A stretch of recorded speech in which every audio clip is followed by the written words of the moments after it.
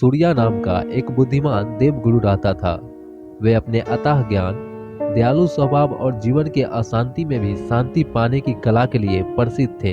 एक दिन एक युवा शिष्य ने पूछा, गुरुजी, इस व्यस्त और अशांत दुनिया में हम आंतरिक शांति कैसे पा सकते हैं? एक कोमल मुस्कान के साथ सूर्या ने अपना सनातन ज्ञान बांटा। मेरे प्रिय शिष्य, आंतरिक शांति अशांति से बचकर नहीं बल्कि उसमें शांति पूर्वक बहकर मिलती है। युवा शिष्य ने भ्रम में अपनी आंखें चमकाई। पर गुरुजी, हम अशांति में शांति कैसे पा सकते हैं? उसने असहज भरी आवाज में पूछा। शांत मुस्कान के साथ सूर्या ने पास के तालाब की ओर इशारा किया, जो सूर्य के किरणों में दर्पण सा चमक रहा था। देखो, वे बोले, जैसे स्थिर जल में आकाश और वृक्षों की छवि दिखता है, वैसे ही शांत मन में सत्य और ज्ञान को सामने करता है। एक शांत बहाव ने तालाब की सतह को छुआ, जिससे लहरें उसकी दर्पण सी सतह पर नाचने लगी। सूर्या ने अपना ज्ञान बांटना जारी रखा। उन्होंने समझाया,